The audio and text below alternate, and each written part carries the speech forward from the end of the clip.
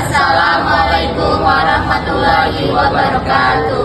Halo semuanya, perkenalkan kami dari kelompok 8 PAI. Di sini kami akan membuat podcast mengenai apa sih arti pemimpin itu menurut Genzi. Nah sebelumnya, karena teman-teman belum tahu nama kami itu siapa saja, jadi kami akan memperkenalkan diri terlebih dahulu. Bisa dimulai dari Perkenalkan, nama saya Fadil Haris dengan NIM 1001 242 0028. Perkenalkan, nama saya Zara Salifah Putri dengan NIM 1011 424 0015. Perkenalkan, saya Naisa Saidira Putri dengan NIM 1011 424 0006. Perkenalkan, nama saya Kartika Syafrila Bramandari dengan NIM 1011 4243 0011. Perkenalkan, nama saya Nabila Iksani Putri dengan NIM 101142400003. Perkenalkan, nama saya Muhammad Sadar Putri dengan NIM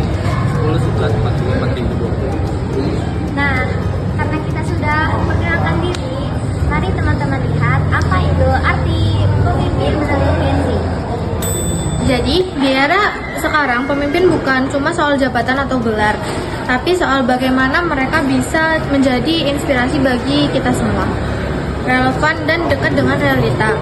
Buat Gen Z, pemimpin adalah mereka yang gak takut mendobrak batas, berani mendengarkan dan membawa perubahan yang nyata. Di podcast ini, kita bakal bahas semua hal soal kepemimpinan versi generasi Z, gaya kepemimpinan, tantangan, hingga kisah-kisah inspiratif yang bikin kita berpikir, apa sih sebenarnya makna dari pemimpin di zaman sekarang itu? Halo kakak, sebelumnya maaf mengganggu waktunya. Boleh tanya-tanya nggak? Boleh? Sebelumnya bisa perkenalan dulu nggak, kalian tuh dari prodi mana? Oke, baik. Perkenalkan, nama aku Maya Zarha dari Prodi Teknologi Pangan. Halo kak, perkenalkan nama aku Zara Salifah Putri dari Prodi Teknologi Pangan. Jadi di sini aku punya dua pertanyaan. Menurut kakak, apa sih arti dari pemimpin menurut generasi Z itu? Kalau generasi Z itu menurut aku tuh memandang pemimpin sebagai seseorang yang mampu menjadi inspirasi ya. Terus selain menjadi inspirasi itu mendukung keberagaman budaya dan bisa mendemonstrasikan empati dalam mengarahkan kelompok menuju tujuan bersama. Jadi mereka tuh ada tujuan gitu loh buat kedepannya.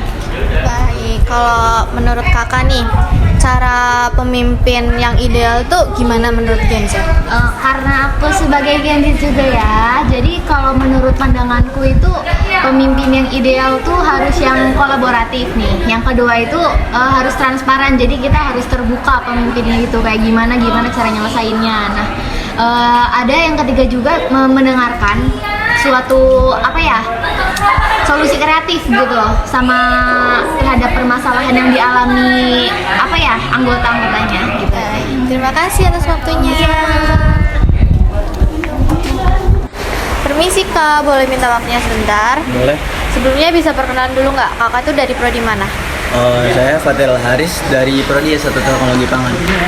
Di sini tuh aku mau nanya, generasi Z itu cenderung lebih menyukai pemimpin yang gimana sih? Apakah pemimpin yang otoriter atau pemimpin yang demokratis? Kalau menurut saya sih Gen Z lebih cenderung menyukai pemimpin yang demokratis ya.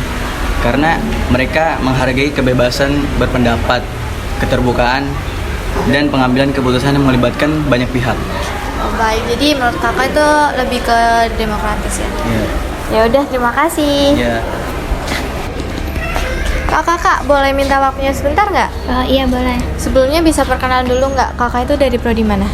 Perkenalkan, nama aku Nabila Iksani Putri dari Prodi Teknologi Pangan. Jadi di sini tuh aku mau nanya, menurut kakak itu, menurut Gen Z ya lebih tepatnya, nilai apa sih yang harus dimiliki seorang pemimpin? Kalau menurut aku nilai yang paling penting itu kejujuran, terus empati dan inovasi. Karena Gen Z itu menginginkan pemimpin yang bisa dipercayai, peduli dan berpikir maju. Baik kak, terima kasih. Sama-sama. Halo kak, permisi, boleh minta waktunya sebentar? Boleh. Sebelumnya bisa perkenalan dulu nggak, kakak dari prodi mana? Perkenalkan, nama saya Muhammad Syadan Bain Munij, saya dari Prodi Teknologi Pangan. Di sini aku mau nanya, menurut kakak nih, gimana sih Gen Z itu menilai keberhasilan seorang pemimpin? Menurut saya sebagai Gen Z itu menilai keberhasilan seorang pemimpin itu dilihat dari dampak positif yang dia berikan kepada anggota timnya, baik secara personal itu maupun secara sosial, itu dilihat dari lingkungan yang luasnya. Baik, terima kasih Kak. 1, 2, 3. Nah, teman-teman kan sudah tahu apa sih arti pemimpin menurut Gen Z dari beberapa narasumber yang tadi.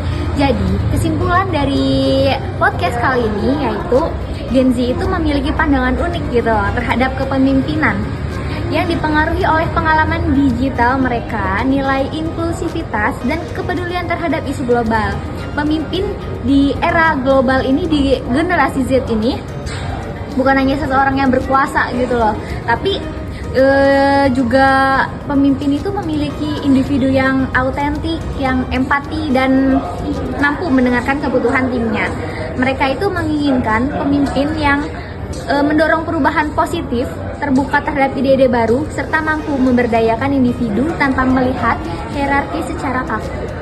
Nah, bagi Gen Z juga, keberhasilan seorang pemimpin tidak dinilai dari hasil akhirnya saja, melainkan juga dilihat dari prosesnya dan transparansinya, tetapi juga dari proses yang transparansi, kolaboratif, dan berbasis pada nilai-nilai, keberlanjutan, serta dampak sosial. Di era yang serba cepat, pemimpin yang adaptif terhadap teknologi dan perubahan dianggap penting untuk membangun hubungan yang relevan dan inspiratif dengan generasi yang ini. Nah, teman-teman kan sudah mendengar apa sih arti pemimpin menurut Gen Z dari beberapa pandangan.